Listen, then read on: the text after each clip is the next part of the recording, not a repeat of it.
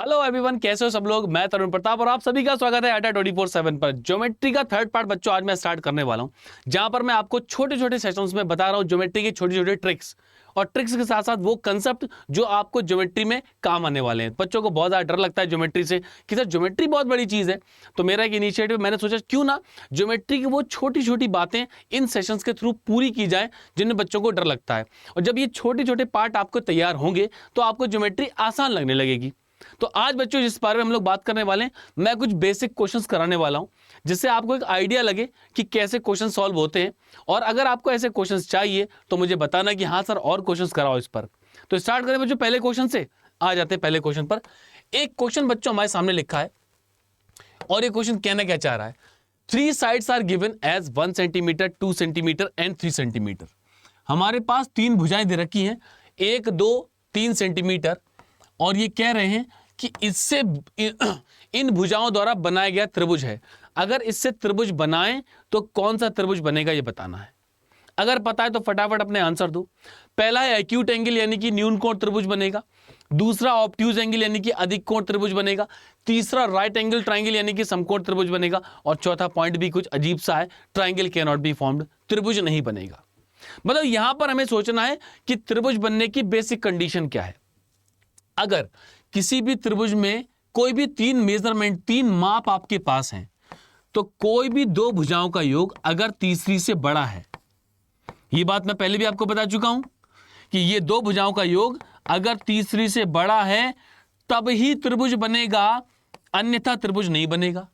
तो अगर मैं 1 और 2 को जोड़ता हूं तो आता है 3, जो कि इस 3 के बराबर है। भाई बराबर आ गया, इसका मतलब त्रिभुज बनने वाली कंडीशन फॉलो नहीं हो रही है। नहीं हो रही है तो भाई इस स्थिति में ट्राइंगल नहीं बनेगा। आगे चलते हैं नेक्स्ट क्वेश्चन की तरफ।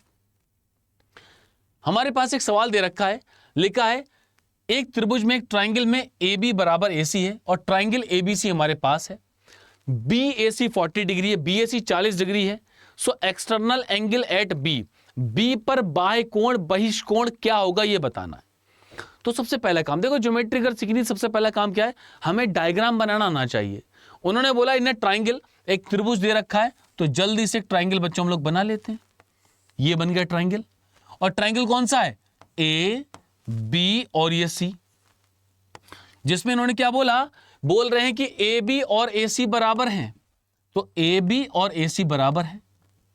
और B A C, B A सी का मतलब क्या है, बी ए सी जो बीच में होता है उस एंगल की बात हो रही है, 40 डिग्री है।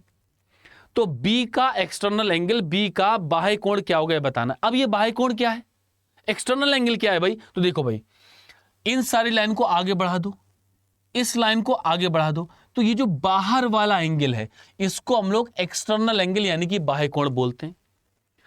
एक चीज मैंने आपको ज्योमेट्री के सेकंड वाले पार्ट में एक लॉजिक बताया था कि अगर किसी त्रिभुज में 2 भुजाएं बराबर हैं तो उनके सामने के 2 कोण बराबर होते हैं। मतलब कि ये कोण अगर थीटा है तो ये कोण भी थीटा होगा। और किसी भी त्रिभुज में तीनों अंता कोण, तीनों इंटीरियर एंगल जो है उनका सम 180 डिग्री होता है। मतलब कि थीटा प्लस 40 डिग्री, तीनों को जोड़ोगे तो 180 डिग्री आ जाएगा। तो भाई क्या आएगा, 2 थीटा, ये 40 माइनस हो जाएगा यानी कि 140 हो गया। थीटा बराबर कितना आ जाएगा, 140 को आप 2 से भाग कर दो तो आंसर आ जाएगा यहां पर थीटा की वैल्यू 70 डिग्री। मतलब कि ये एंगल आपका 70 डिग्री है। अब देखो, मैंने आपको लाइंस एंड एंगल्स में सारे एंगल के प्रकार बताए थे और बताया था कि ये जो अर्धचंद्र है, सेमी सर्किल है, ये 180 डिग्री का होता है, 180 डिग्री का होता है। तो बच्चों 180 में अगर इधर 70 है तो इधर कितना होगा, कितना होगा भाई, 180 में से आप 70 डिग्री को माइनस कर दो तो 110 डिग्री, और option number D correct answer बन जाएगा। क्लियर है कि नहीं, समझ में आ रहा है। समझ में आ रहा है तो वीडियो को लाइक कर देना और चैनल को अभी सब्सक्राइब कर लेना, क्योंकि आगे मैं बहुत सारे वीडियोस आपको इंफॉर्मेटिव वीडियोस ऐसे देने वाला हूं। चलो भाई आगे चलते हैं। अगला सवाल भाई, इस क्वेश्चन देखो, ये क्वेश्चन में दे रखा है कि ए बी बराबर ए सी है। भाई ये हमारा बी है, ये हमारा ए है, और ये सी है, और ये डी है। ये कह रहे हैं कि ए बी और ए सी बराबर है। बी ए डी, बी से लेके ए से लेके डी, ये पूरा एंगल बच्चों हमारे पास 80 डिग्री का है, 80 डिग्री का है। तो आपको ADE मतलब ये बाहर वाला एंगल कितना होगा ये बताना है। चलो भाई ट्राई करें, देखो क्या होगा भाई इसका आंसर। अब देखो, अगर मैं एंगल डी की बात करूं, कोण डी की बात करूं, तो बच्चों अगर ये 70 डिग्री 70 डिग्री है तो ये वाला एंगल कितना होगा। अच्छा, अगर इस एंगल का नाम लेना चाहें तो एक एंगल क्या होगा ए, इस एंगल का नाम ले रहा हूं तो डी, और इधर आ गया बी, ADB कितना होगा। देखो त्रिभुज में तीनों अंतःकोणों का योग 180 डिग्री होता है, तो ये कितना हुआ 80 और 70, 80 70 150 150। इसका मतलब ये वाला एंगल सीधे सीधे 30 डिग्री का बन गया कि नहीं बन गया।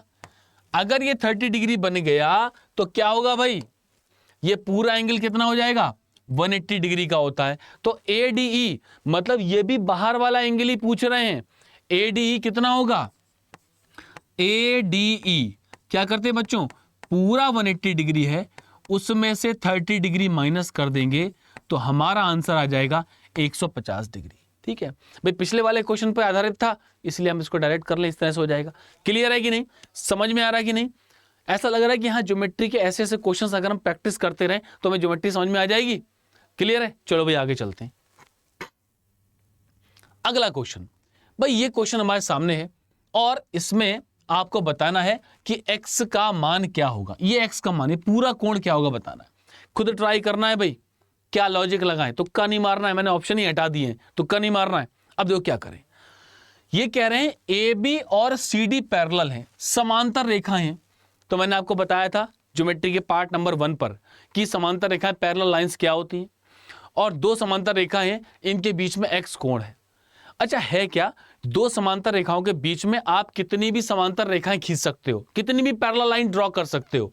तो बच्चों एक पैरेलल लाइन, एक समांतर रेखा मैं ड्रॉ कर देता हूं। ठीक है, एक समांतर रेखा मैं यहां पर ड्रॉ कर देता हूं। चलो इससे करते हैं, ये मैंने बना दिया। ऐसा करने पर फायदा क्या हुआ, फायदा जो होगा वो पता चलेगा। अब देखो, अगर मैं बात करूं ये कोण 40 डिग्री है तो ये कोण भी 40 डिग्री का होगा। क्यों, एकांतर कोण ऑल्टरनेट एंगल बराबर होते हैं, तो ये दोनों ऑल्टरनेट एंगल बन गए। अब इधर देखो बच्चों, ये 120 120 है तो इधर वाला एंगल 60 होगा कि नहीं होगा। क्यों, से जो हमारा जो एंगल होता है टोटल 180 डिग्री का होता है, 180 डिग्री का, तो 60 ही हो गया। तो अगर ये 60 है तो इसका ऑल्टरनेट ऊपर बन रहा है, ये भी 60 होगा, ये भी 60 होगा। तो x डिग्री की वैल्यू कितनी होगी 60 डिग्री और 40 डिग्री, 60 और 40 को जोड़ देंगे, आंसर आ जाएगा 100 डिग्री। क्लियर है बात, समझ में आया आंसर किसी का 100। हाँ फटाफट आंसर आता है, आंसर लिख दिया करो। क्लियर है, समझ में आया तो वीडियो लाइक कर देना, चैनल को सब्सक्राइब कर देना। अगले चलते हैं नेक्स्ट क्वेश्चन की तरफ। अब रहा ये क्वेश्चन, ये क्वेश्चन बच्चों आज के सेशन में आपको छोटा सा एक होमवर्क के लिए क्वेश्चन देता हूं, आप लोग इसको ट्राई करना और ट्राई करने के बाद कमेंट में रिस्पॉन्स करना कि इसका आंसर क्या आया। वीडियो अच्छा लगा हो तो लाइक कर देना और चैनल को सब्सक्राइब करना। और अगर आप चाहते हो ऐसे ही बहुत सारे क्वेश्चंस मैं आपको ज्योमेट्री पर प्रैक्टिस कराऊं, आपके ज्योमेट्री के डर को दूर कर दूं, तो बच्चों कमेंट में लिख देना कि हाँ सर क्वेश्चन करा दो और ऐसे क्वेश्चन करा दो, ज्योमेट्री हमारी अच्छी करा दो, है ना। एसएससी में सिलेक्शन लेना है तो ज्योमेट्री यानी कि एडवांस मैथ बहुत बड़ा रोल प्ले करेगी, तो वो मैं कराऊंगा, लेकिन मुझे लिख देना कि हाँ सर करा दो। ठीक है बच्चों, तो वीडियो कैसा लगा जरूर बताना। रात को 11 बजे एसएससी अड्डा पर मेरी क्लास होती है, 11 PM पर, रात को 11 बजे होती है, जहां पर मैं टॉपिक वाइज बिल्कुल फ्री प्रैक्टिस करा रहा हूं। अगर आपको मैथ्स में कोई डाउट है तो टॉपिक वाइज बिल्कुल फ्री पढ़ा रहा हूं, पूरे कंसेप्ट के साथ में, और तमाम प्रश्न सॉल्व करवा रहा हूं। तो उस रात को 11 बजे एसएससी अड्डा पर मेरी क्लास से जुड़ना बिल्कुल ना भूलें। So thank you everyone, take care, bye bye, जय हिंद।